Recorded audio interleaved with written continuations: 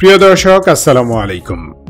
তুরস্কের Presidency of defence industries এবং বাংলাদেশ সরকারের আর্ম ফোর্সেস ডিভিশনের মাঝে একটি সমঝোতা স্বাক্ষরিত হয়। এই সমঝোতা অনুযায়ী তুরস্ক বাংলাদেশকে military weapons and defence technology প্রদান করবে। এই চুক্তির অধীনেই তুর্কি সামরিক প্রযুক্তি কোম্পানি রেপকন বাংলাদেশে কামানের গোলা তৈরির একটি ফ্যাক্টরি স্থাপন করে দিচ্ছে। এসব গোলা বা শেল ফিল্ড আর্টিলারি ওয়েপন সিস্টেমে ইউজ করা হয়। বাংলাদেশের নিজস্ব সামরিক শিল্পের জন্য এটি চমৎকার একটি স্টেপ।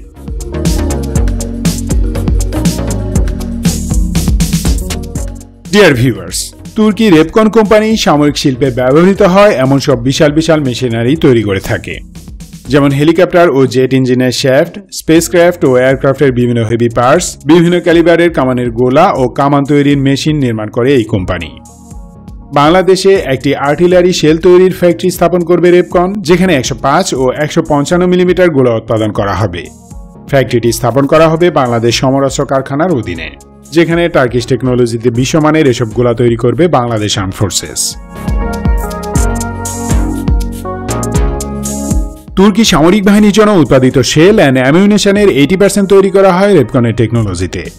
ধাতব বস্তু তৈরির মেশিন নির্মাণে রেপকন 40 বছরের অভিজ্ঞতা সম্পন্ন।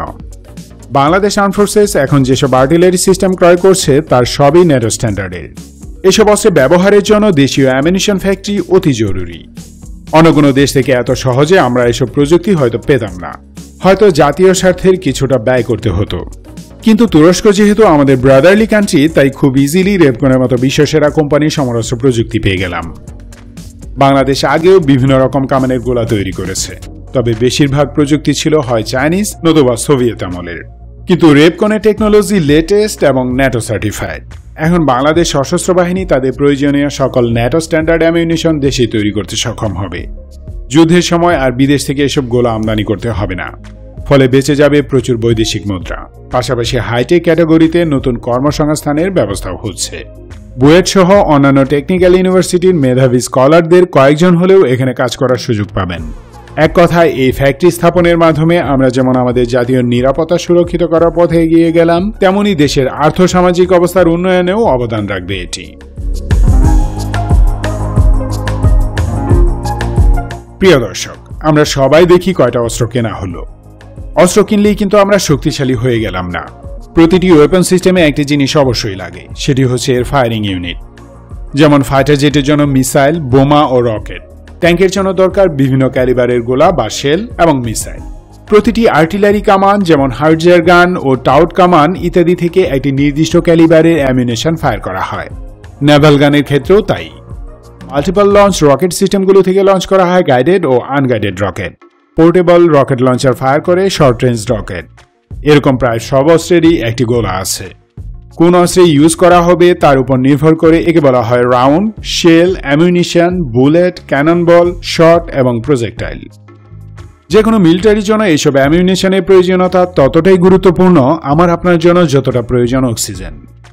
ধরুন একটি যুদ্ধ লেগে গেল, আমাদের কাছে প্রায় সব ধরনের অস্ত্রই আছে, কিন্তু সমস্যা হলো সেসব অস্ত্র থেকে ফায়ার করার জন্য রকেট, মিসাইল, গোলা কিংবা অ্যামিউনিশন আছে সীমিত সংখ্যক।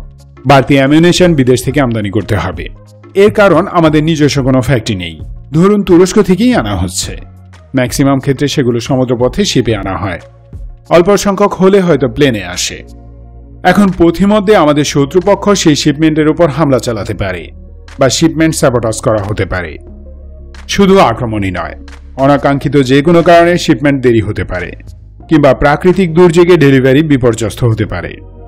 সময় মতো দরকারি গোলাবারুদ না পৌঁছলে যুদ্ধে পরাজয় অবধারিত। তাই এ ধরনের সমরাস্ত্র একান্ত নিজস্বভাবে দেশে উৎপাদনের ব্যবস্থা করা বাংলাদেশের জাতীয় নিরাপত্তার জন্য একটি ক্রিটিক্যাল স্টেপ। সো এটি ইজিলি বলা যায় যে রেপকনের সাথে অ্যামিউনিশন প্রোডাকশন ফ্যাক্টরি স্থাপন চুক্তি বাংলাদেশকে আরও শক্তিশালী করবে নিশ্চিত।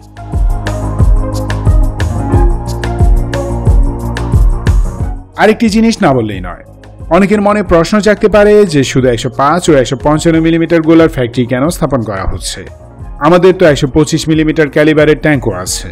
ওয়েল, বাংলাদেশ আর্মির MBT 2000 ট্যাঙ্কের জন্য যে গোলা দরকার তা চাইনিজ প্রযুক্তিতে উৎপাদন করা হয়। এছাড়াও অন্যান্য ক্যালিবারের গোলাও তৈরি হচ্ছে। তবে বর্তমান সময়ে 105 ও 155 মিলিমিটার ক্যালিবারের আর্টিলারি গান সিস্টেম খুবই জনপ্রিয় এর কার্যকারিতার জন্য। বিশ্বজুড়ে এই ক্যালিবারের ল্যান্ড বেস গান সিস্টেম বহুল প্রচলিত। সো আধুনিকায়ন প্রসেসে বাংলাদেশও এমন ক্যালিবার ভালোভাবে অ্যাডপ্ট করছে। ধন্যবাদ ভিডিওটি শেষ পর্যন্ত দেখার জন্য। সতর্ক থাকুন, সুস্থ থাকুন, নিজে ও পরিবারকে নিরাপদ রাখুন। দেশকে ভালোবাসুন। বাংলাদেশ চিরজীবী হোক।